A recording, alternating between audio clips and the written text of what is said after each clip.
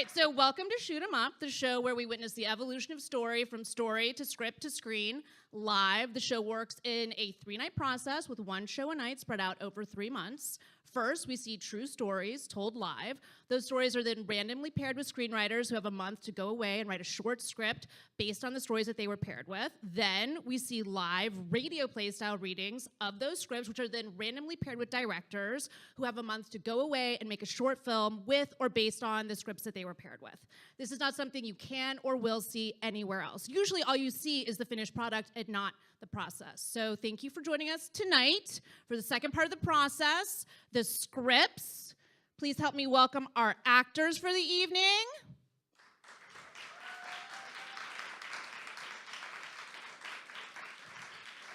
Do they know? You guys can come out. Yeah, come. Okay, our actors tonight are Ozioma Aka, Alex Young, George Ketsios, Aubrey Marquez, Jihan Sabir, Justin Wellborn, and Shelly Bala, my best friend, no big deal. I don't play favorites, just kidding, I always play favorites. Okay, our first script of the night is Empower Her House by Carmen Morales. This is based on a story told by Roz Brown. Roz is growing up in a neighborhood where it's not uncommon for girls to turn tricks for extra money, but that's not of interest to her or her best friend, or so she thought. So Carmen's not here tonight, so I'm gonna go ahead and pull the director for Carmen's script. Michael Antonacci. Woo!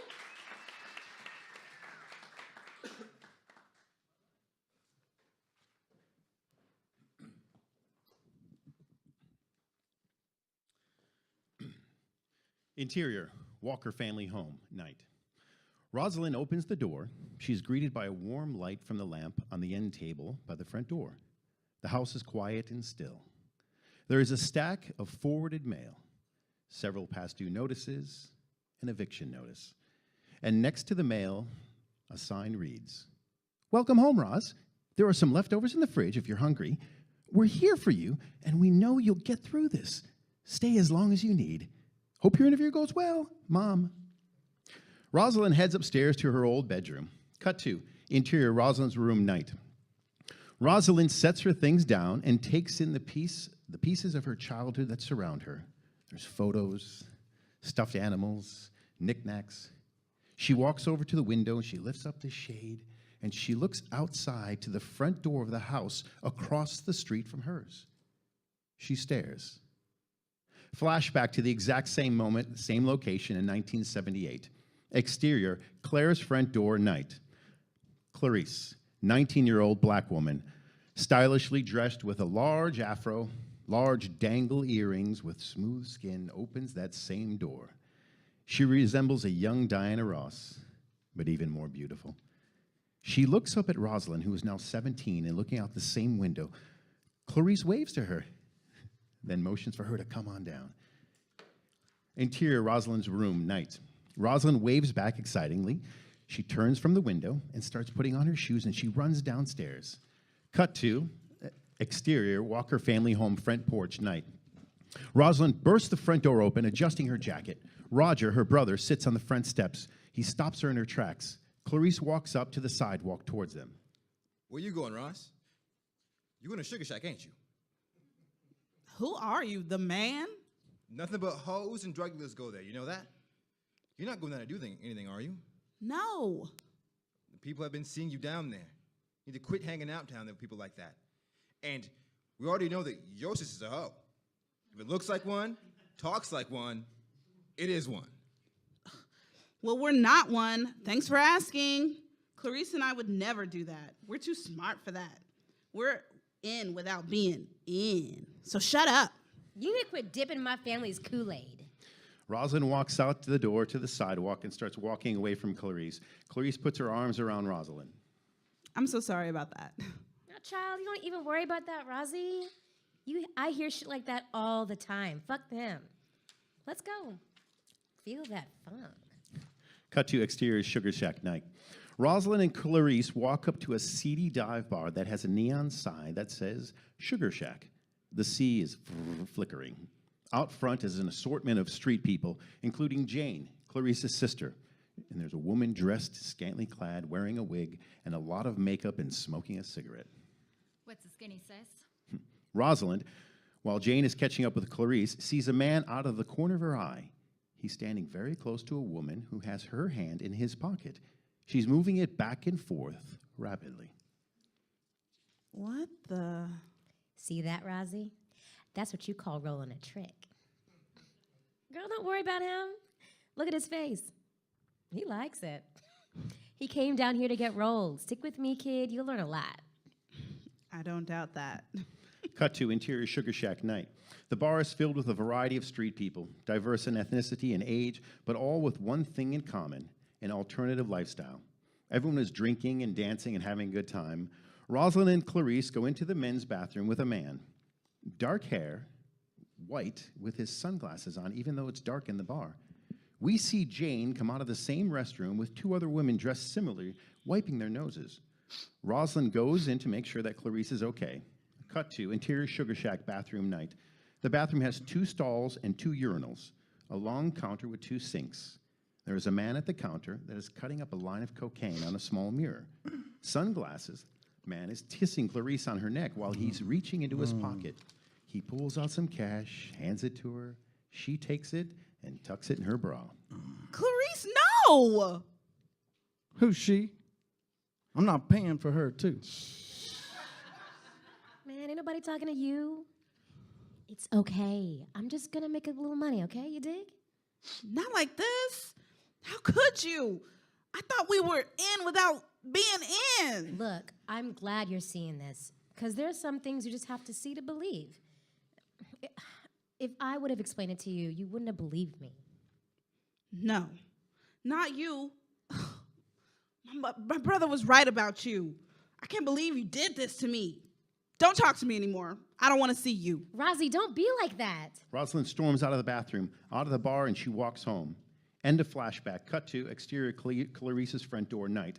Shot of Rosalind's face from Clarice's front door. She pulls down the shade. The light in her room goes out. Cut to interior office day.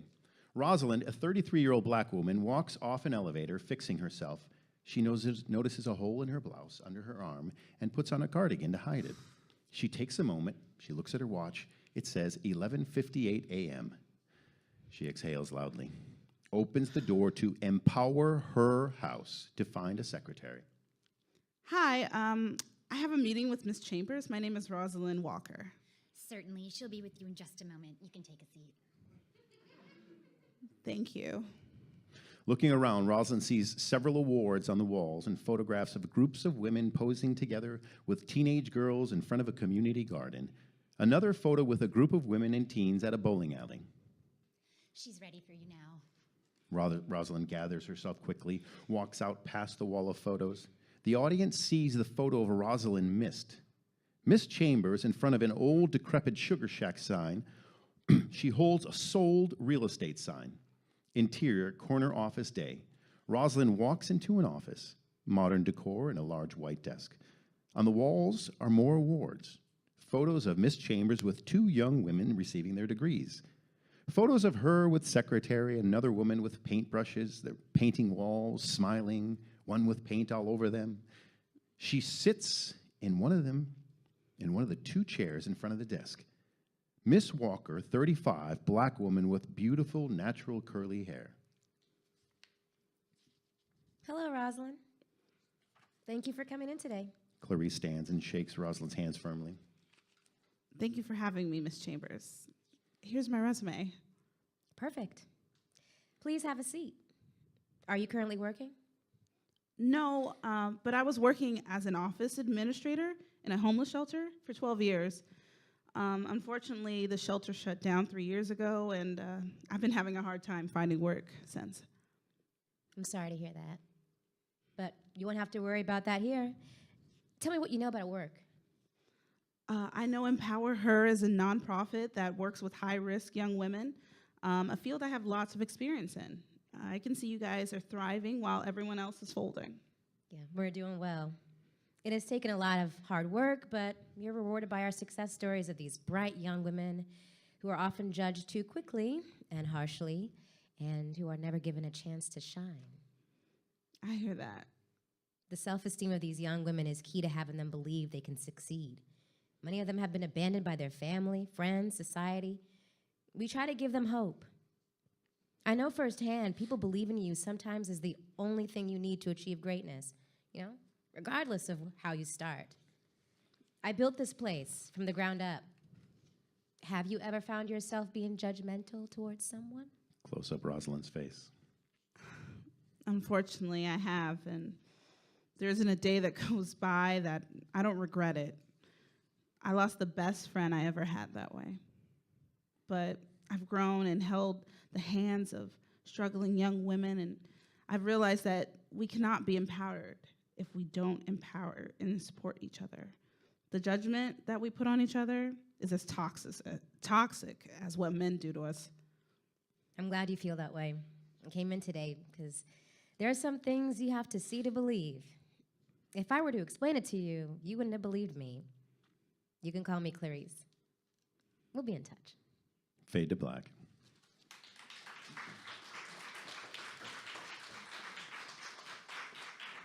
Empower her house. Wow, Roz, your story really got a after-school special spin on it. If anybody saw the original story, you know what I'm talking about. Okay, next up we have The Reunion by Zeke Nicholson. It's based on a story told by Deanna Mitchell. Growing up, no one meant more to Deanna than her stuffed pig, so she's completely devastated when she loses it while on a trip with the school team. I think we've all been there. Zeke isn't here, so I'm going to choose Zeke's director. It's Katie Wallach. Woo!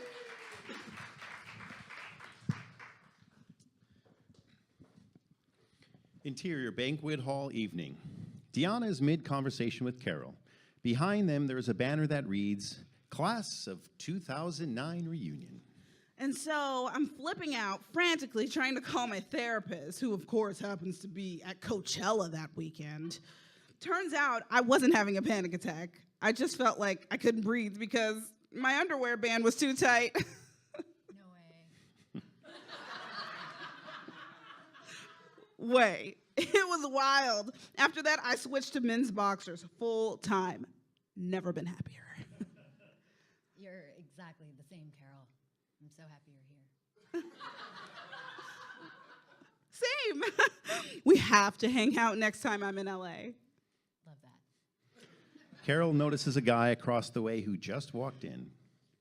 Holy crap. Cody Funk just walked in. I wonder if he'll recognize me with the side bangs.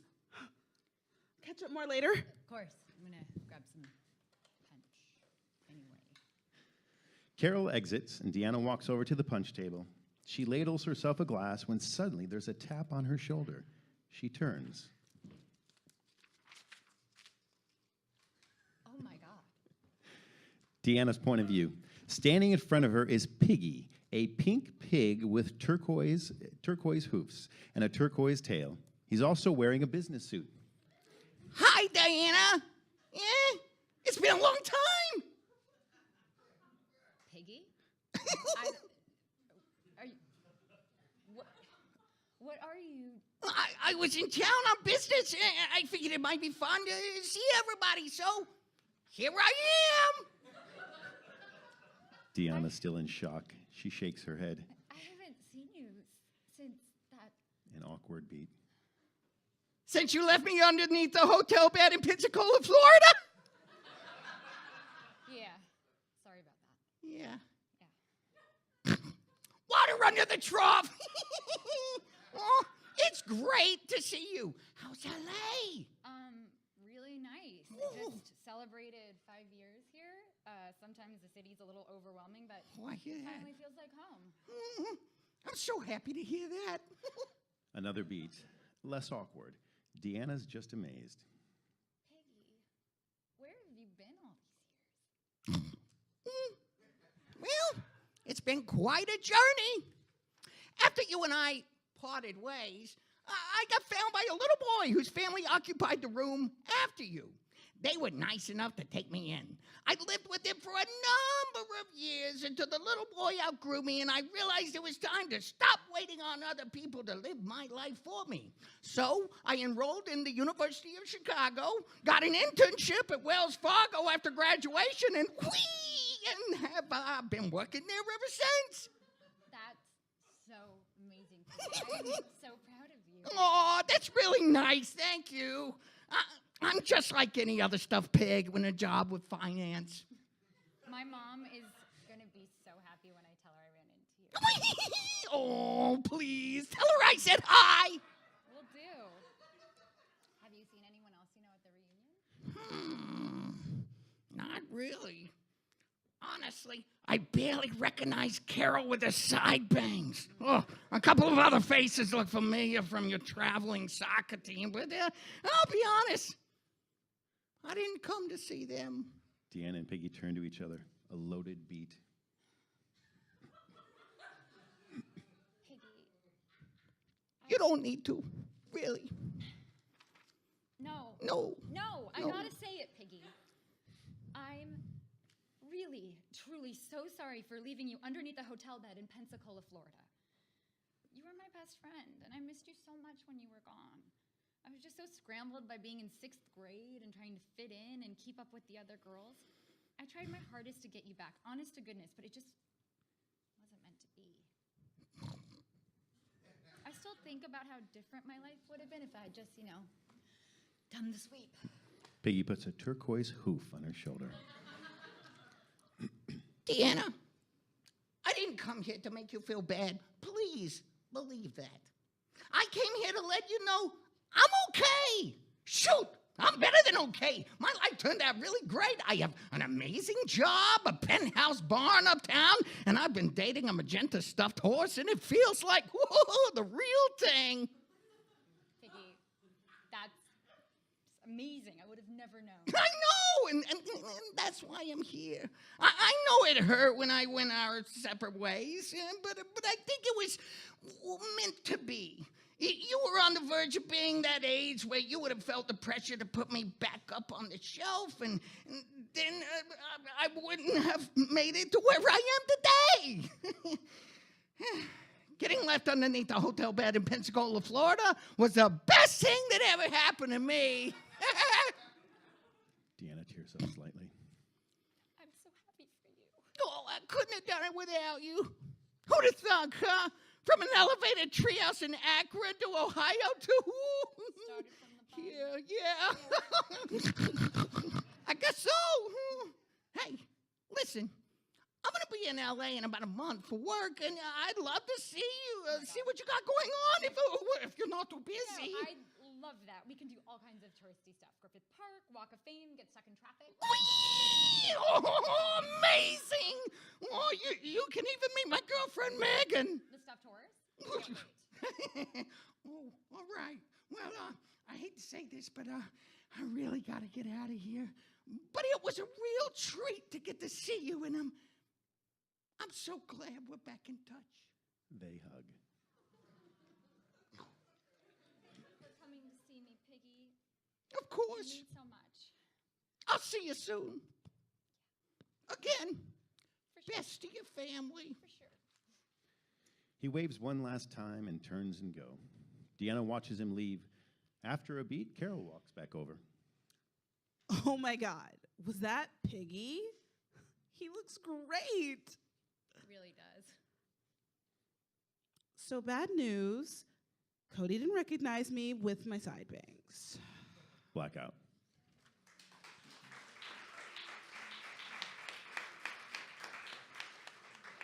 The reunion!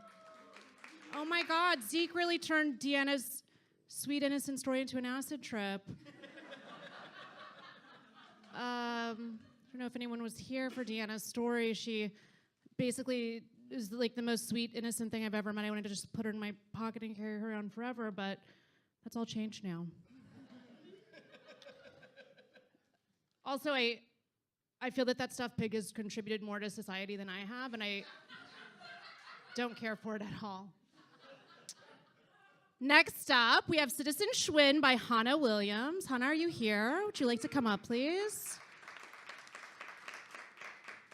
It's based on a story told by our very own Monte LaMonte. Every year, Monty is super excited for his birthday because he knows he's going to get a new bike, which means freedom, but he also knows that it won't be long before it gets stolen. Okay, would you like to pick your director? Yes.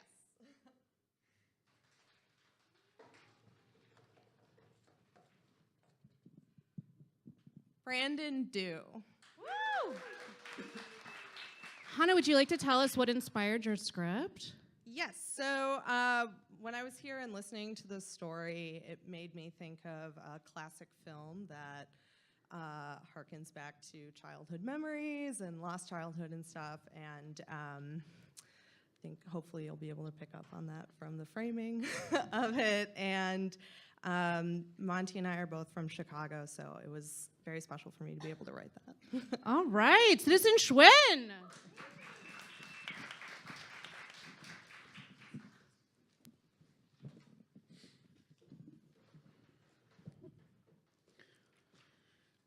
Exterior, interior, LaMonte Mansion, sometime in the future. An old esoteric mansion sits high up on the hill, filled with extravagances like draft chairs and a gold-plated bidet. In-house staff mill around, maids, butlers, the gold-plated bidet cleaner. Interior, LaMonte Mansion, bedroom, continuous. An elderly Monty, 90, sits in his deathbed. He holds an ornate glass bong with the skyline of Chicago inside. Schwinn bike. Elderly Monty drops the ornate bong and it shatters. His hand lying motionless, flopped over the side of the bed. Interior, young Monty's bedroom, day. Young Monty, 6, sits in his bedroom beside the window. He stages a cornhusk doll on the windowsill. And that's why frogs are cooler than lizards. Young Monty stares outside at some kids riding their bikes. He sighs and looks down at his dolls. One day, Mr. Corn on the Cob. One day. Monty, come down and see your birthday present. Young Monty drops the cornhusk doll and runs down the stairs. The footsteps trickling further away, the doll lays in disarray. We hang there for a beat before the footsteps grow closer again. Young Monty bursts through the door and sits the doll up nicely, then runs back downstairs. Interior, LaMonte kitchen, moments later. Mama LaMonte and Papa LaMonte stand side by side, creating a blockade as young Monty enters the kitchen, their faces cut off by the frame, never visible.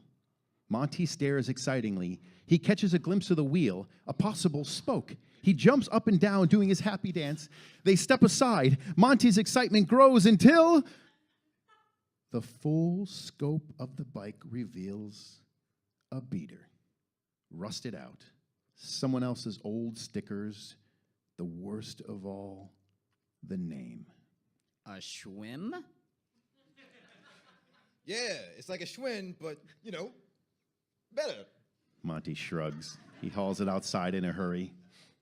Be careful with that thing. Lock it up good and tight, you hear? Exterior, street, day. Young Monty rides down the street, arms spread wide.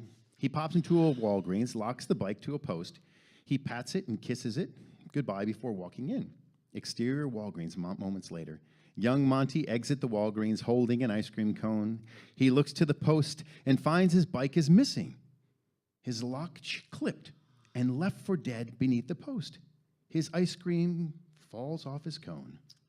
A series of shots, day, montage, rapid cuts. Young Monty, now 8, plays with a slightly dinged-up cornhusk doll in his room. And that's why Jennifer Engelman is a bitch. Monty, happy birthday! Young Monty scrambles downstairs, leaving the doll behind. Mommy LaMonte and Papa LaMonte move aside to reveal a bike to an overzealous young Monty. What's a Schwann? It's like a Schwinn, but faster. Young Monty racing down the street. Young Monty double locks his bike outside of Walgreens. Young Monty coming out of Walgreens with a double ice cream cone and seeing his bike has been stolen. The first scoop falls to the ground. Then the second. Young Monty, now 12, plays with the cornhusk doll. And that's why we should have never been in Vietnam. Birthday! Young Monty throws the doll in the trash on his way out. Mama and Papa LaMonte step aside to reveal a bike. A Schwab? Yeah, it's like a Schwinn, but Cooler. yeah, that's good. That's good. I was running out of adjectives, baby. Young Monty flying down the street on his bike. Young Monty locks up his bike with an arsenal of locks, a U-lock, a chain, motion sensor lasers. Young Monty returns from Walgreens, triple ice cream cone in hand, to find his bike gone. He immediately looks to his ice cream cone, which is blessedly fine. He breathes a sigh of relief before someone shoves into him, knocking all the scoops to the sidewalk. Interior Monty's bedroom day.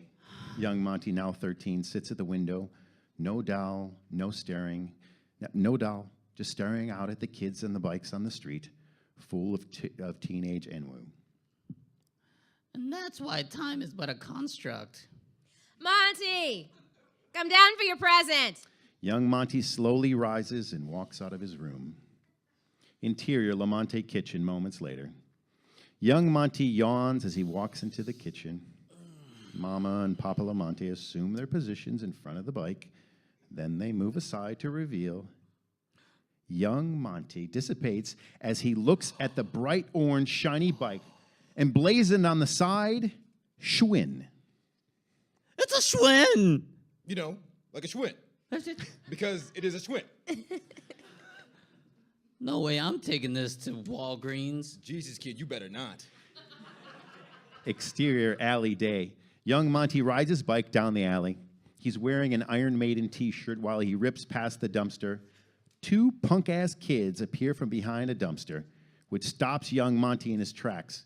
At first, he fears their menacing stance, but then he looks down to see the punk-ass kid number one wearing the same Iron Maiden shirt.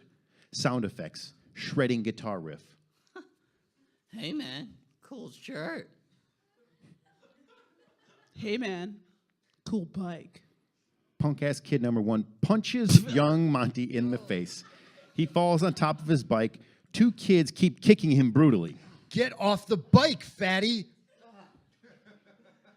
No, not my Schwinn. Take my legs, not my Schwinn. They continue kicking him until a Polish man comes running out with a baseball bat, full swinging it at them. Leave Bexy alone! Punk-ass kid runs away.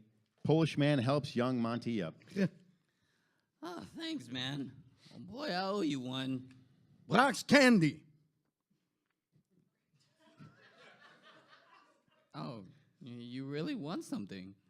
At Walgreens. You get for me. No, I'm not going to Walgreens. Polish man glares with the bat in his hand. to Walgreens. No worries. I got you, man. Young Monty rides off his bike, watching Polish man grow smaller behind him. Exterior Walgreens day. Young Monty locks up his bike cautiously. He looks around as he slowly walks into the store, reappearing into the doorway several times before finally committing to being inside. Exterior Walgreens moments later.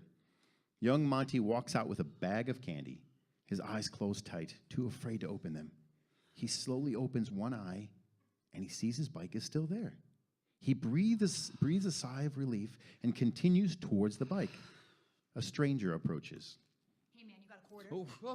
Young Monty fishes for a quarter and hands it to the stranger.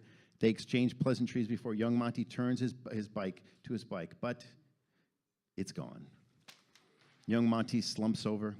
The bottom of his plastic bag rips, relinquishing the Brock's candy all over the sidewalk. Interior, Monte mansion bedroom night. Maids, butlers, gold-plated bidet cleaner all gather around the now deceased Monty's large bed.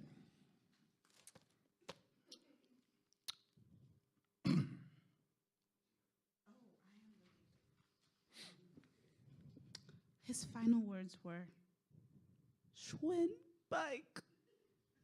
What do you think that means? Everyone slowly cocks their head towards the maid. I think it means he wanted a goddamn Schwinn bike. They all stare off forlornly into the distance as we pull back to once again reveal the extravagant mansion. Fade to black.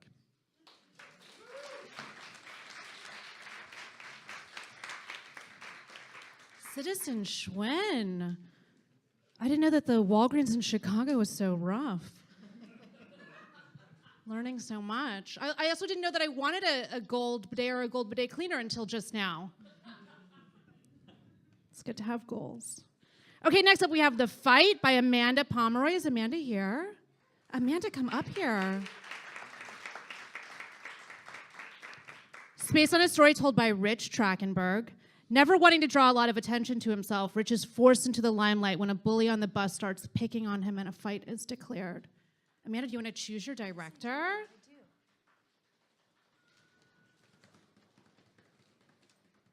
It's Tracy Ellert. Woo! Amanda, would you like to tell us what inspired your script? I really loved the relationship between the main character and the dad. I really love good dads that try. So, Don't we all? I know. So that was like the heart of it for me. Great! The Fight!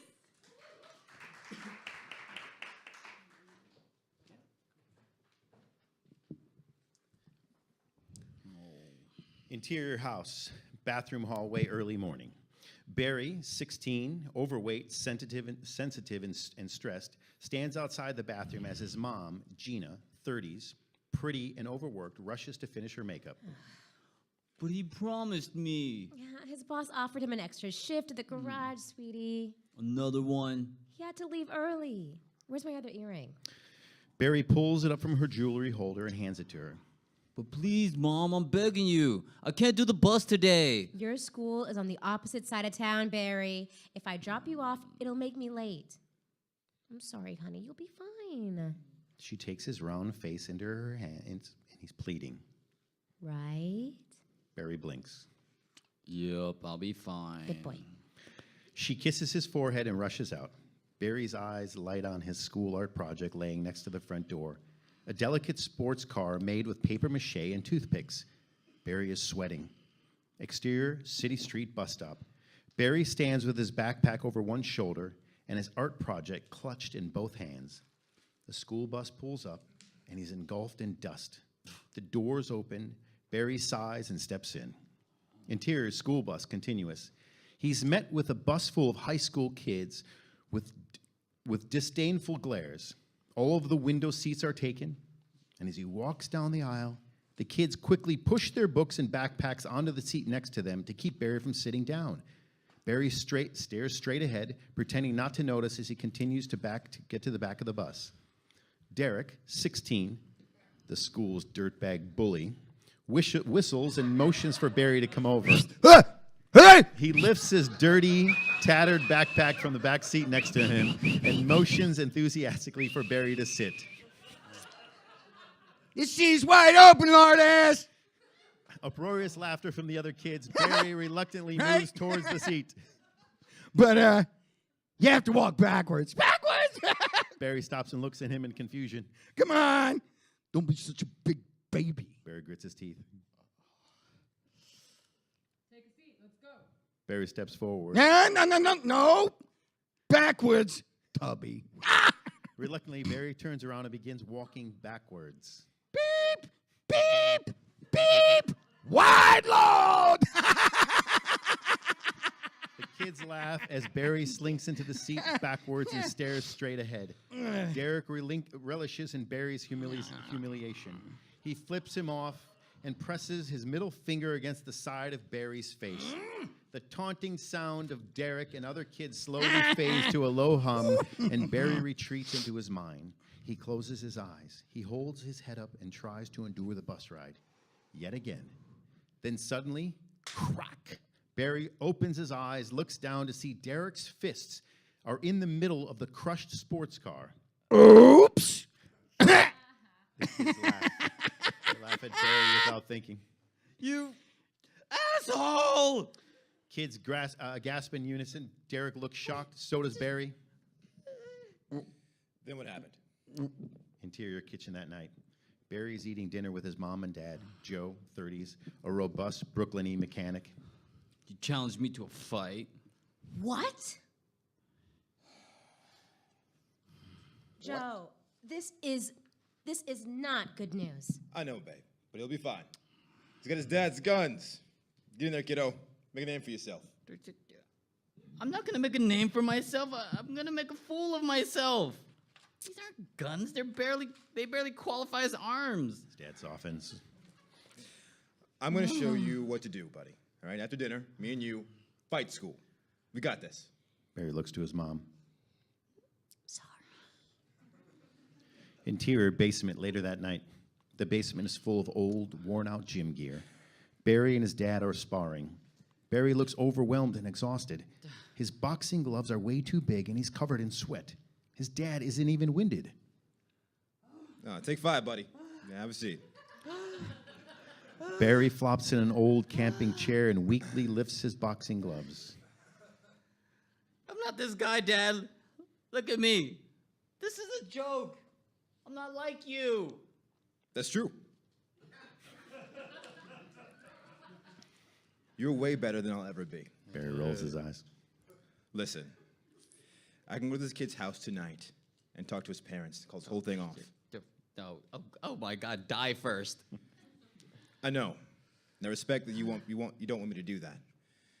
I want to see you do this. Not because I want you to get you hurt, That's gonna happen. but because I want to know that you can take a punch and get up. You can throw a punch Barely. when you need to. This is as much up here as it is here. Barry looks at his dad. I'm gonna get my ass kicked. Let me show you one more thing. No, Dad, no, it's no use. Trust me. This is a wild card move. It ain't sexy, but it works. This ain't about sexy, it's about survival. Show me. Exterior, empty field the next afternoon. Barry and Derek are face to face, surrounded by 20 high school kids shouting, "Fight! Fight! Fight! Fight!" Barry looks terrified. Derek doesn't. Barry focuses on the collar of Derek's shirt as his dad's voice fills his mind. It ain't sexy, but it works. Barry lunges for Derek, grabs the top corner of Derek's shirt, and with one mighty tug rips the full length of his shirt wide open. Derek looks confused. He looks down at his bare belly, then up at Barry, who punches him square in the face. Derek's head snaps back. The kids have fallen silent. Derek feels for his nose. It's bleeding. Barry stares, unsure of what to do next. Then, Derek laughs, pulls one fist, and bam! Darkness. Interior living room that night. Barry's mom is standing over Barry, holding several bags of frozen veggies. She's icing everything.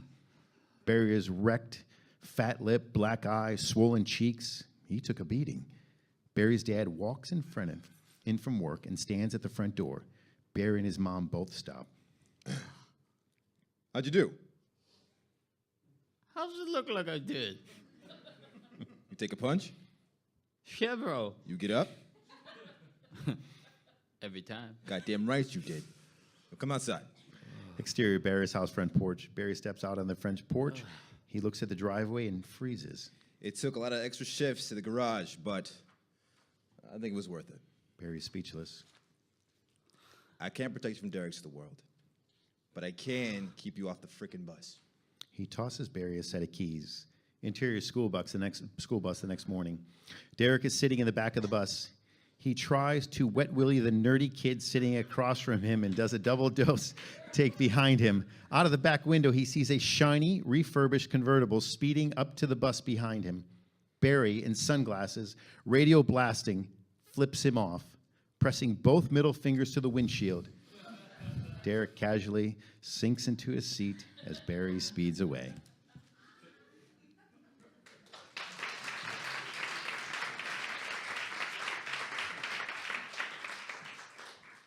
Fight. Oh my God, that was so John Hughesian.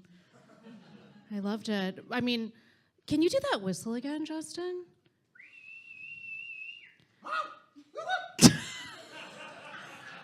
Did anyone else get really turned on by that? Just me? Okay. Next up, we have Double Big Gulp by Jordan Buchler. Are you here, Jordan? Jordan, come here.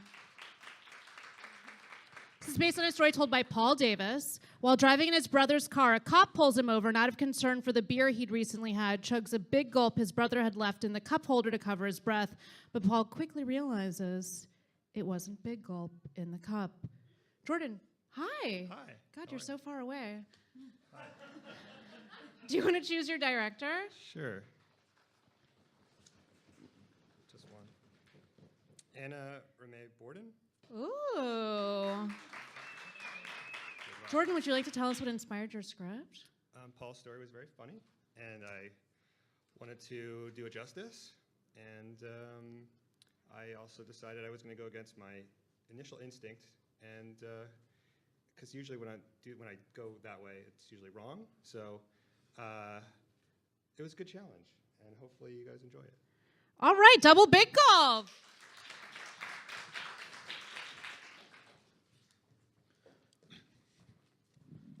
Exterior liquor store night. Paul, 30s, a chubby hipster in a tuxedo t-shirt, bottle of vodka in hand, opens a car door for Carly, 30s, who's chicly dressed and more than a little tipsy. Milady. You're so quite the chivalrous gentleman after all these years. Paul closes the door, then sneaks a peek at himself in the reflection. He smooths his hair, flicks dandruff from his shoulders, straightens his bolo tie, and frowns. The tuxedo shirt was a mistake. Interior Camaro. Can you believe how terribly everyone aged the past 15 years? Not you, Paul. Somehow you've maintained your cherubic glow. Oh, you're the one who's barely changed. I do miss the gravity-defying bangs you used to sport. Oh my God, I spent like all of my allowance on hairspray back then. Now I spend it on handbags. So how's Johnny doing? He left me. He joined the Merchant Marines, said the sea called to him. How can you even hear the sea from Arizona anyway? Maybe I should move to LA. Oh, Carly, you should. Everybody's doing it. I think I do really well there. I'm really self-absorbed. Yeah. So how's Darlene? We haven't spoken since the Jell-O shot debacle. Nor will we ever again. Fucking bitch. Mm-hmm. Don't get me wrong. I mean, she was lovely, but like total hoe bag. Oh, I bet she's going to be at this thing tonight, this party. Promise me you won't leave me alone with her. I'll do you one better. If I catch her slobbering on your knob, I'll straight knock the bitch out. Oh, yeah, great. And if Johnny shows up, I'll do something shockingly violent that my animal instincts will tell me what to do in the moment, yes. It'll just be like old times. Yeah. You got my back, I got your back. We hear the sound of a siren and flashing lights of a police car behind him. They pull over. Paul panics. This is bad, Carly. I'm not going to pass that breathalyzer. You're fine. You only had like 2 drinks 2 hours ago. I metabolize alcohol very slowly. It's a genetic thing. Paul frantically searches the car for something, anything. Okay, stop. The cop's gonna think you're on angel dust if you don't chill out. Quick! What's the alphabet backwards? Z, X, Z, Y, X. Oh, shit! I'm going to jail. I'm going to be passed around the prison yard. I'm going to be a sex toy for cigarettes and toilet brewed moonshine. Oh, no, there's got to be something in here you can rinse her mouth that way. Carly checks her purse. Nada. Paul checks every nook in the car. Nada. Carly points to a big gulp cup in the cup holder. What's that? It's my brother's. Probably a day old Slurpee. Better than nothing. Paul takes a big gulp from the straw. Oh, weird. It's minty. Paul takes another big gulp, and then after a brief moment, the expression on his face changes. Something is very wrong. What's wrong, Paul? I can't tell you. Paul? Flash to interior Camaro day. Paul's brother Blake packs a wad of chewing tobacco into his lip, then he repeatedly spits down the straw of the big gulp cup. Back to Paul's face, ashen, nauseated, in shock. Carly takes the cup from him, takes the lid off, and sees the horror of what Paul just drank. He's coming. You can't. I'm going to puke. You can't puke. I want to die. I'm going to puke. For the love of God, hold it in. There's a tap on the window. Paul opens it. Good evening, officer. Hey. License and registration. Paul hands over the documents with a nervous smile. We hold on Paul's face as we hear the policeman walk away. I need to cleanse myself of the putrescence. Help me right now. Carly looks for something, anything, but there's nothing. Just breathe. Look at myself. I'm seeing myself. I'm above myself. I'm headed to the light. You're not dead.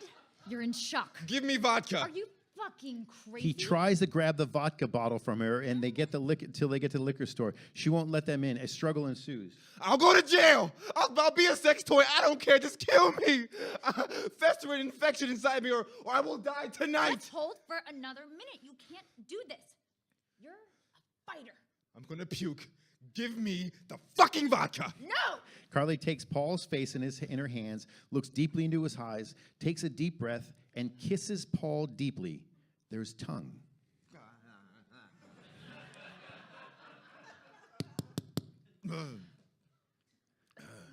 Is Blake your brother? Yes, officer. This is his car. Tell him to fix his tail light. Mm-hmm. Mm-hmm. Have a good night. Paul and Carly sit in silence for a few moments, afraid to look at each other. Then they do. Then Hey. Hey. they begin furiously making out, and we fade to black.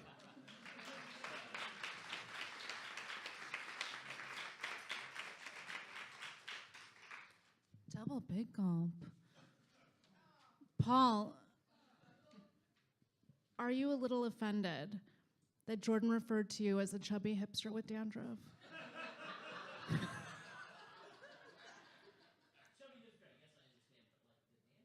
Really, Jordan? Will there be a fight after the storytelling show? I don't know. Next up, we have Zhao Long Bao by Brian Finkelstein. Brian! Based on a story told by Meg Chang. Ridiculed in middle school for her looks, Meg, as an adult, is very smitten when a guy who looks just like George Michael takes interest in her, even though he treated her badly. Okay, you know what, Brian? Sorry.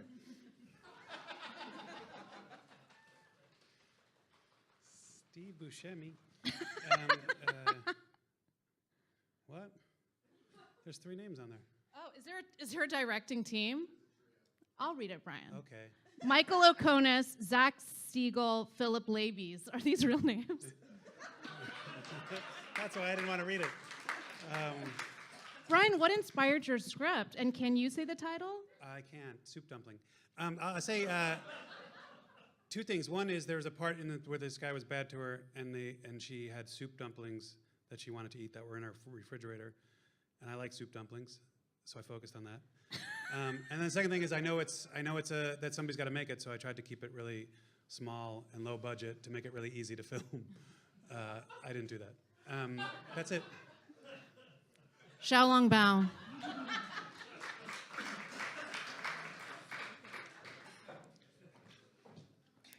Exterior, establishing shot of the Yangtze River dawn. Chiron. The Yangon region, China, modern day. As the sun begins to rise from the darkness, we see a row of small cottages along the mystic river. It's serene. In the distance, we hear Aretha Franklin's Respect, covered in the traditional Wu Sizu language. Interior cottage, continuous. This is where the music is playing as an old wise woman makes Xing Long Bao soup dumplings. She does so with tender hands and eyes full of focus, passion, and a hint of magic. As the music fades, we cut to interior middle school classroom day. Sacramento, California, 1995. Mel, a flat-chested 8th grader, sits by herself in the back. Around her, other students smile, pass notes, and joke as they check out the teacher who writes nonsense on the blackboard. The girls have all ridiculously large breasts, and the boys have all douchebag grins. No one looks at all or talks to Mel. Close up on her notebook, and we see that Mel is doodling a heart. In the heart, it says, Mel plus George Michael forever.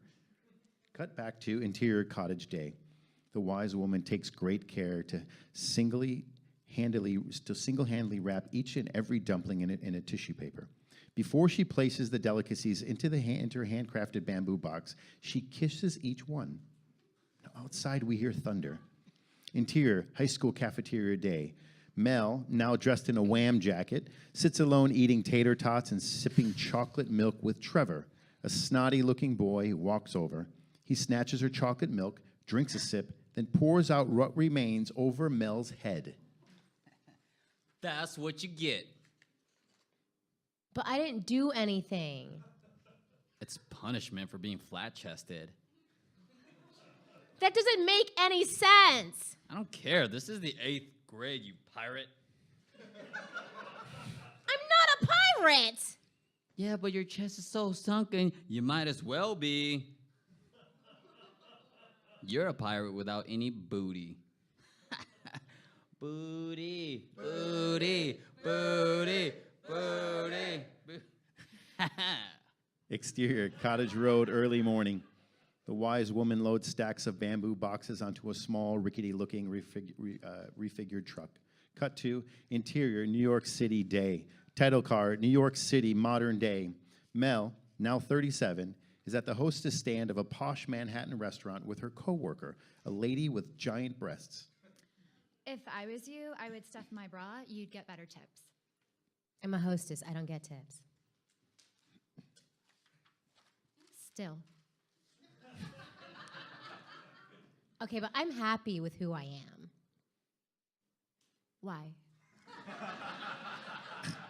As the coworker walks away, a dude customer approaches. He's got blonde, frosted tips, a single cross earring, aviator glasses, and a purposely groomed stubble. Oh my God. Oh my God. You look just like 1990s George Michael. Who? Wait, are you kidding me? Nothing. Okay, fine. How can I help you? Every man's got his patience. And here's where mine ends. I want your sex. There's an awkward beat of silence as Mel looks both annoyed and slightly intrigued. Then, Come on! exterior, Sunan Shufang International Airport, night. Rain falls as the delivery truck pulls up to a cargo plane on the runway. The driver gets out and loads the bamboo baskets onto the refrigerated cargo plane. Lightning flashes, thunder cracks. Interior, dude's apartment, late afternoon. Mel is slumped in a worn-out leather chair facing the dude's bed where he still sleeps. Hey, so it's almost dinner time. You've been asleep for 25 hours. Okay, come on. It's Valentine's Day. Okay, I'm going to head out then. Do you still want to go dancing later? I'm never going to dance again.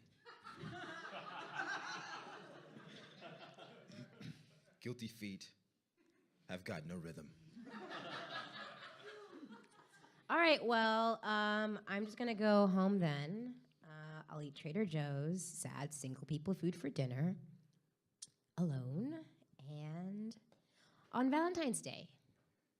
We could have been so good together. We could have lived this dance forever. But no one's going to dance with me. Please stay. Too late. She's already gone. Exterior, JFK Airport, late afternoon. On runway 4L22R, airport employees load the dumplings from the cargo plane onto a Trader Joe's truck. Suddenly, from out of nowhere, rain clouds fill the sky. Interior, bus, early evening. It's pouring rain outside as Mel sits in the back by herself crying.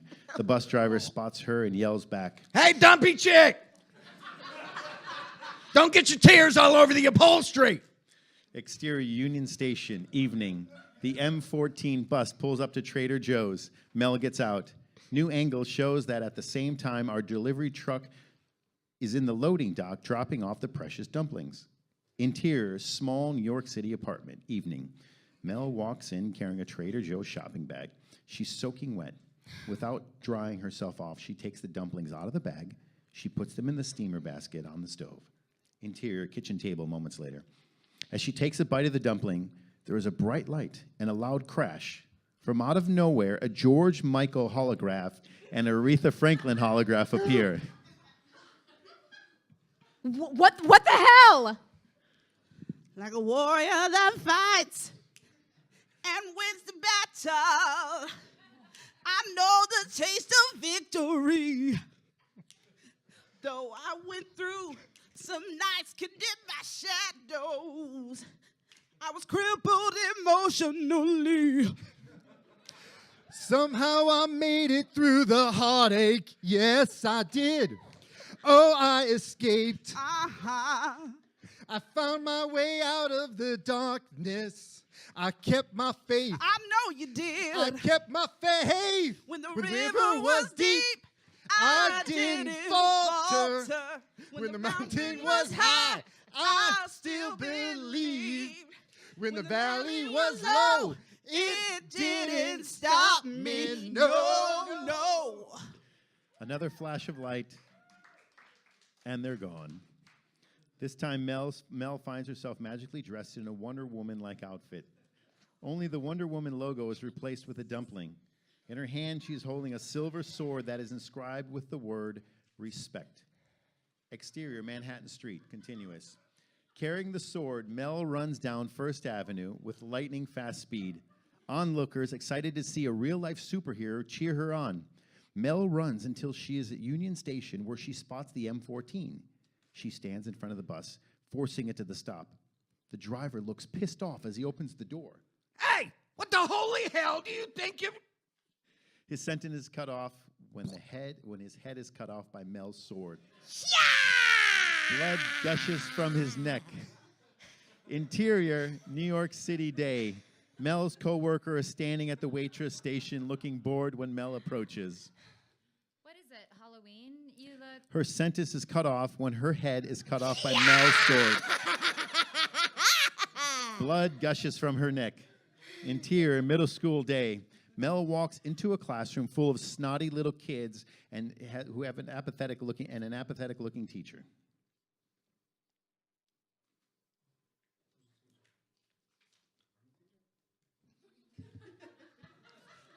Who are you and what are you doing here? I was bullied and abused in middle school. Not by us, though. Good point. That was 20 years ago, but it wasn't even in the state. She turns to leave, but before she does, an ugly boy laughs.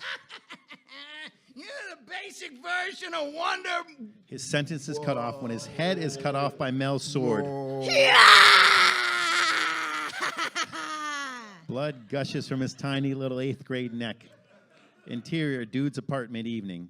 The dude is still sleeping in his bed when Mel bursts in. Wake up! Nothing. Mel cuts off his head, his arms, his legs, and his penis. Blood gushes from everywhere. Just then, a bright light flashes, and the holographs of Aretha Franklin and George Michael are back. Only now they are joined by holographs of Eleanor Roosevelt, Simone de Beauvoir, Rosa Parks, Gandhi, E.T., Marlon Brando, and the old wise woman who made that magic dumplings. They all sing Aretha Franklin's Respect as we slowly fade to black. S5e2.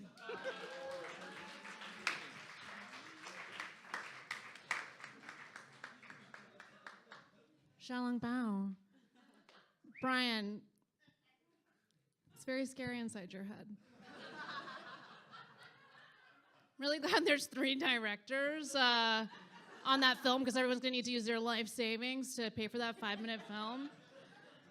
It's so funny because earlier today I was like, should I kill myself? And then I'm so glad I didn't because then I'd never get to see Gary performing as a George Michael hologram. Okay, you guys, that's our show.